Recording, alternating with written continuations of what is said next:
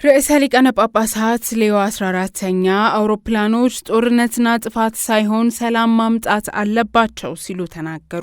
ርዕሰ ሊቃነ ጳጳሳት ሌዮ 14ኛ የጣሊያን አየር መንገድ በሐዋርያዊ ጉዟቸው ወቅት ላደረጉላቸው እንክብካቤ ምስጋናቸውን ገልጸው አውሮፕላኖች ጦርነትና ጥፋት ሳይሆን ሰላምን ማምጣት አለባቸው በማለት መልእክታቸውን አስተላልፈዋል።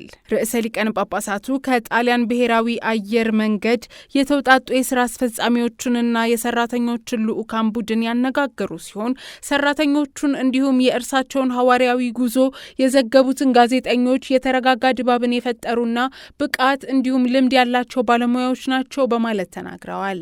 ቅዱስነታቸው በመልእክታቸው ይህ ሁኔታ ከእናንተ ጋር ለመገናኘት እንዲሁም የግል ምስጋናና አድናቆቴን ለመግለጽ እድል ይሰጠኛል በማለት ተናግረው ወንጌልን ለማሰራጨት ላደረጉት ጥረት የጣሊያን አየር መንገድ ሰራተኞችን በድጋሚ አመስግነዋል።